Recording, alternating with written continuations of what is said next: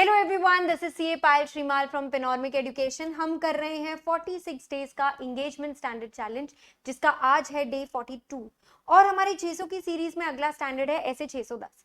आपको पता है कि 600 सीरीज में सीए एक एक्सटर्नल ऑडिटर इस्तेमाल करता है अलग अलग भांति भांति प्रकार के लोगों का काम, जिसमें 610 में वो इस्तेमाल करने वाला है इंटरनल ऑडिटर का काम। अबाउट इंटरनल ऑडिटर, वो हमसे ज्यादा, हमसे डिटेल में, हमसे बड़े सिलेबस की ऑडिट करता है। तो इंटरनल ऑडिटर का काम 3 एरियाज में बटा हुआ होता है। वो गवर्नेंस का ध्यान भी रख लेता है, रिस्क मैनेजमेंट का भी, और इंटरनल कंट्रोल भी सभी प्रकार के चेक करता है। इससे आप समझ गए होंगे कि एक्सटर्नल ऑडिटर को इसका सारा होमवर्क कॉपी नहीं करना है, जितना सिलेबस कॉमन है बस उतना। तो क्या क्या कर लेता है इंटरनल ऑडिटर, वो देख लेते हैं। गवर्नेंस में एथिक्स एंड वैल्यूज और ढंग से risk control communication TCWG organisation में एक्सटर्नल ऑडिटर के साथ कर पा रहे हैं कि नहीं।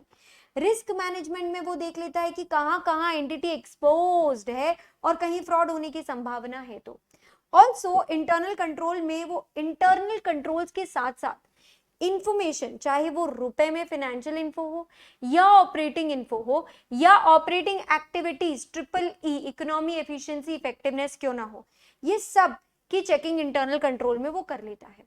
ऑल्सो कानून का पालन हुआ था कि नहीं हुआ था, इस बात का भी वो ध्यान दे लेता है। तो ये सारी चीजें इंटरनल ऑडिटर करता है। इसके काम को यूज करना एक्सटर्नल ऑडिटर को करना चाहिए कि नहीं। देखिए, समय का अभाव बहुत होता है हमारे पास ऑडिट में।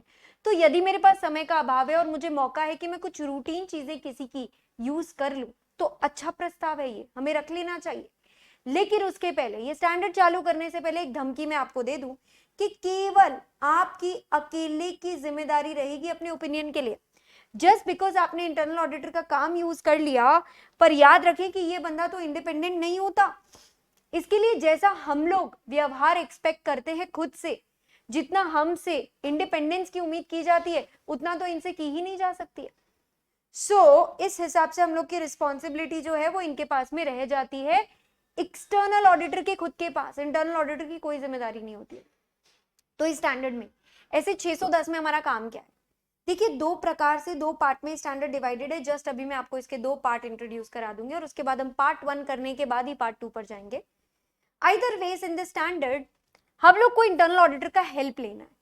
या तो हम उसका करा कराया काम इस्तेमाल करते हैं, या फिर हम उस बंदे को अपनी टीम में डालकर उसके कॉम्पिटेंस को यूज करते हैं, अपने खुद के मार्गदर्शन के अंदर उससे काम करवाते हैं।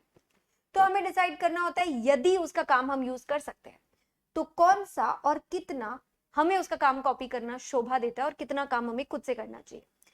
क्या ये एडिक्वेट रहेगा उसका काम मेरे ऑडिट के पर्पसेस के लिए, या फिर मुझे खुद ही काम करना पड़ेगा। और देखिए, अगर मैं उसका करा कराया काम यूज करती हूँ तब ये पार्ट 2 पॉइंट आ जाता है, और अगर मैं उसका डायरेक्ट असिस्टेंस लेती हूँ, यानी उसको अपने अंडर काम करवाती हूँ, तो फिर ये पॉइंट आ जाता है कि डायरेक्शन, सुपरविजन और रिव्यू में ढंग से करूँ उसके काम का। सीधी सी बात है, इस स्टैंडर्ड ने अब 2 रोड्स में खुद को डिवाइड कर लिया है। पार्ट 1, जहां पे किया कराया काम हम उसका इस्तेमाल कर रहे हैं, लेकिन पार्ट 2 में हम उसको अपनी टीम में डालकर अपने अंडर, हमारे डायरेक्शन, सुपरविजन और रिव्यू के अंडर उसका काम करवाते हैं। तो आइए पहले हम लोग पार्ट 1 की ही बात करते हैं, using the work of internal auditor. क्या मुझे इंटरनल ऑडिटर का किया कराया काम इस्तेमाल करना चाहिए? यदि आपके मन में ये सवाल आता है, तो आपको 3 परीक्षाएं लेनी है इसकी before you can use the work. Copy करना ही है तो ढंग के इंसान से कॉपी करिए और देखिए कि क्या कॉपी करने लायक काम उसने किया है कि नहीं। So 3 tests we are going to take of internal auditor. First being, क्या ऑर्गेनाइजेशन में उसका जो पद है, जो स्टेटस है, या ऑर्गेनाइजेशन के अंदर की जो पॉलिसीज उसको लगती है, क्या उसकी वजह से वो ऑब्जेक्टिव माना जाएगा। मतलब उसको रखता कौन है, मैनेजमेंट या टीसीडब्ल्यूजी।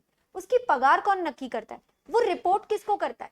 अगर ये सारी बातों में आंसर मैनेजमेंट है, तो फिर काय का ऑब्जेक्टिव हुआ वो बंदा। वो तो मैनेजमेंट की पूरी तरीके से उनके शिकंजे में आ चुका है। वो तो उनके अंडर फंसा हुआ है। तो ऑब्जेक्टिविटी चेक करनी है मुझे। सेकंड, मुझे चेक करना रहेगा उनका कॉम्पिटेंस। कॉम्पिटेंस के केस में मैं क्या चेक कर लूंगी, देखिए, सामर्थ्य, कि जो इंटरनल ऑडिटर है उसको क्या क्या काम आता है, कितना काम आता है, कितना नहीं। क्योंकि देखिए, आईसीआई का बंदा हो ऐसा तो जरूरी नहीं है। ऑब्जेक्टिविटी चेक करना इसलिए जरूरी है क्योंकि हो सकता है वो ऑर्गेनाइजेशन के अंदर का एम्प्लॉय ही हो, तो ये सारी बातें हमें ध्यान रखनी होती है। इसके अलावा हमें देखना होता है कि क्या उसने एक सिस्टमैटिक और डिसिप्लिन्ड अप्रोच लगाई है कि नहीं, क्योंकि उसका करा कराया काम मैं यूज कर रही हूँ, मतलब क्वालिटी कंट्रोल है कि नहीं उसके काम में, ये सारी बातें मुझे देखनी रहेगी। ठीक है, ये तीन चीज चेक करके अगर मेरा आंसर आता है यस भाई आई एम सेटिस्फाइड, तो मुझे उसका काम यूज करने का मतलब है, वरना उसका काम मुझे यूज ही नहीं करना है। तो तीन केसेस वही आ गए जहां पे मैं लिख दूंगी ऑब्जेक्टिविटी नहीं है, कॉम्पिटेंस लैकिंग है, सिस्टमैटिक अप्रोच नहीं है। तो ये 3 केसेस में हमें उसका काम इस्तेमाल नहीं करना रहेगा। अब उसका काम कब मुझे सेटिस्फैक्टरी लगता है, जब ये तीन केसेस होते हैं, तो फिर अब मैं डिसाइड करूंगी कि मुझे उसका कितना काम यूज करना है। तो देखिए उसने जो काम कर लिया है, पहली बात तो उसका नेचर स्कोप समझिए, उसमें से आपके लिए क्या क्या रिलेवेंट है वो पता करिए। सो इसी पॉइंट के साथ I will give you certain examples जो काम हम उसका यूज कर सकते हैं। मैं आपको बताती हूँ, ज्यादा रिस्की कामों में या ज्यादा जजमेंट वाले कामों में तो आप उसका काम मत इस्तेमाल करिए, पर जैसे कि टेस्ट ऑफ कंट्रोल करके क्या कंट्रोल्स चल रहे हैं कि नहीं इसका पता लगाना हो, आप उसका किया हुआ काम यूज कर सकते हो। सब्सटैंटिव प्रोसीजर भी यूज कर सकते हैं, बट ओनली तब जब बहुत हाई जजमेंट नहीं हो, लिमिटेड जजमेंट हो। या इन्वेंट्री काउंटिंग पे वो गया था तो उसके प्रोसीजर्स ऑब्जर्वेशंस आप नोट कर सकते हैं। इंफॉर्मेशन सिस्टम में किसी ट्रांजैक्शन को ट्रेस कराना हो, कानून का पालन हुआ था कि नहीं हुआ था, और अगर छुट्टी मुट्टी सब्सिडरी है जो कि ज्यादा मटेरियल या सिग्निफिकेंट नहीं है, तो उसमें किया कराया काम आप उसका बिल्कुल इस्तेमाल कर सकते हैं। देन स्टेप नंबर 2, जरा भी अनड्यू यूज मत करिएगा उसके काम का। कितना भी काम आपने यूज किया हो, आप खुद भी सफिशिएंटली इन्वॉल्व हुए होने चाहिए उस काम में, क्योंकि देखिए कितना भी कॉपी कर लीजिए, अल्टीमेटली जिम्मेदारी तो आप ही की है ना। और जितना भी आप डिसाइड करते हैं आपको उतना का उतना टीसीडब्ल्यूजी को कम्युनिकेट करना रहेगा कि हम उसका करा कराया काम इस्तेमाल करने वाले।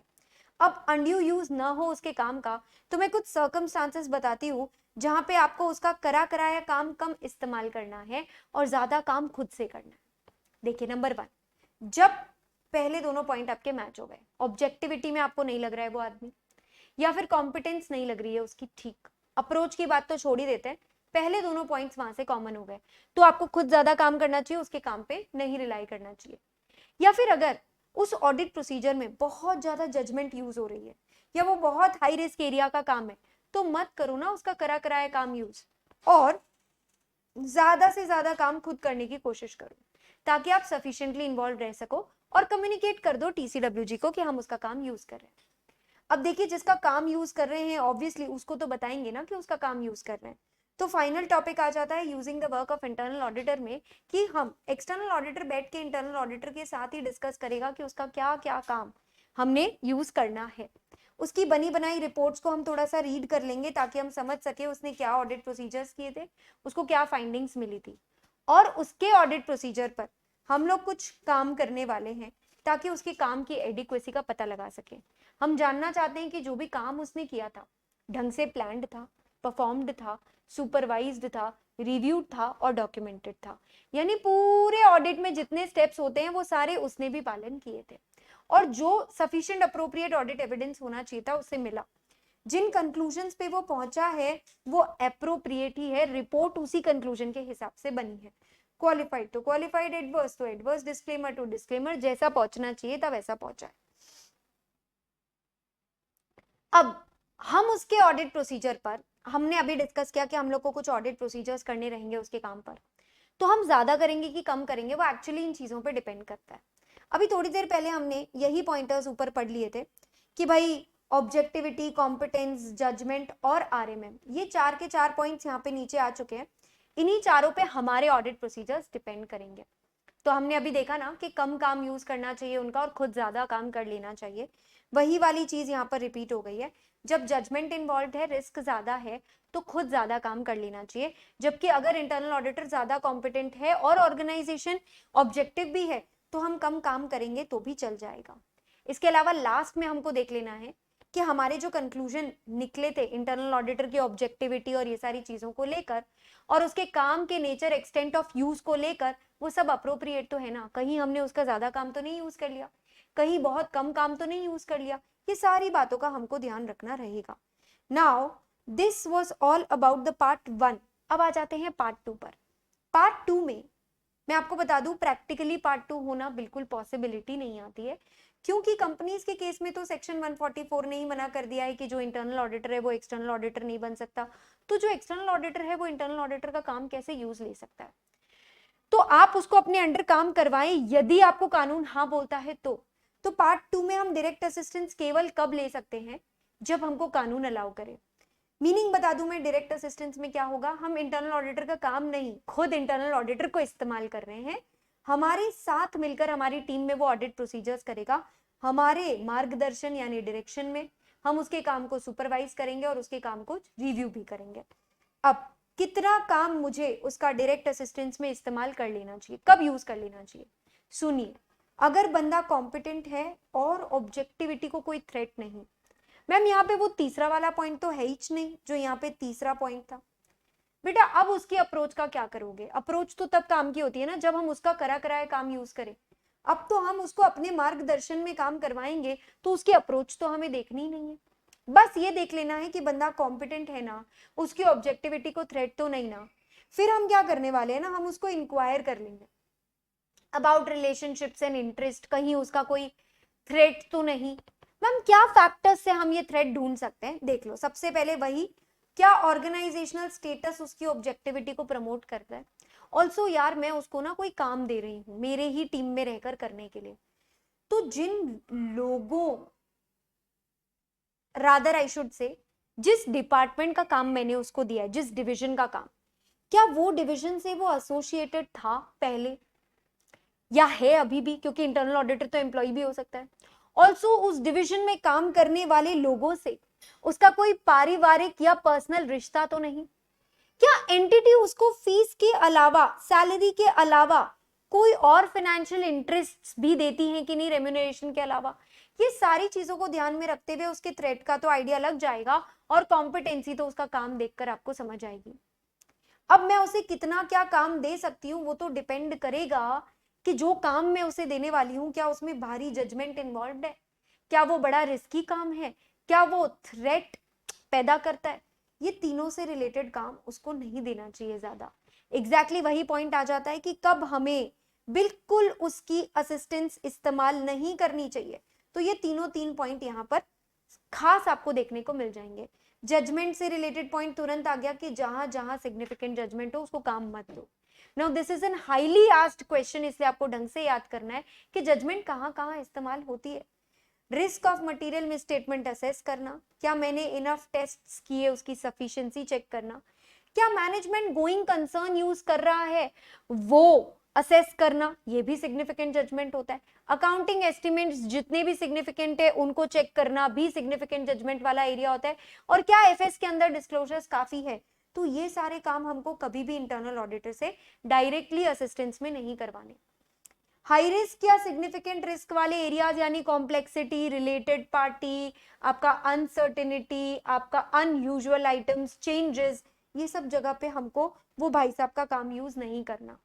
ऑल्सो बिल्कुल नहीं यूज करना है काम जहां पर वो पहले से इन्वॉल्व था या मैनेजमेंट टीसीडब्ल्यूजी को रिपोर्ट देता था, क्योंकि वहां उसकी ऑब्जेक्टिविटी को थ्रेट पैदा हो रहा होगा। और तो और हम उसी इंसान से थोड़ी ना पूछेंगे कि बता तेरा कौन सा काम यूज करे या बता तू मेरे लिए कौन से डिपार्टमेंट में काम करेगा। तो ये सब जगह पे मुझे उसका काम बिल्कुल यूज करना नहीं है। ऑल्सो जब हम उसका काम यूज कर रहे हैं तो हम उससे रिटन में, उससे और एंटिटी से, दोनों से कुछ लिखवा के लेंगे। ये दोनों एक्सटर्नल ऑडिटर को लिख के देंगे। पहले बताती हूँ एंटिटी क्या लिख के देगी।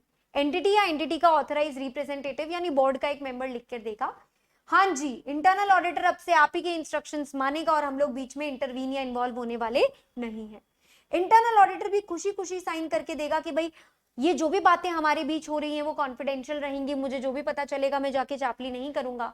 और यदि मेरे थ्रेट कोई भी पैदा हो रहे हैं, यदि मुझे ऑब्जेक्टिविटी में थ्रेट महसूस हो रहा है, मैं तुरंत रिपोर्ट कर दूंगा, I will immediately inform you. ठीक है, अब एक बार जो ये काम करके आ जाता है इंटरनल ऑडिटर, तो भी मुझे उसके काम में लगातार डीआरएस करते रहना पड़ेगा, डायरेक्ट करते रहना पड़ेगा, सुपरवाइज और रिव्यू करते रहना पड़ेगा। कितना कितना डायरेक्ट सुपरवाइज रिव्यू करूं?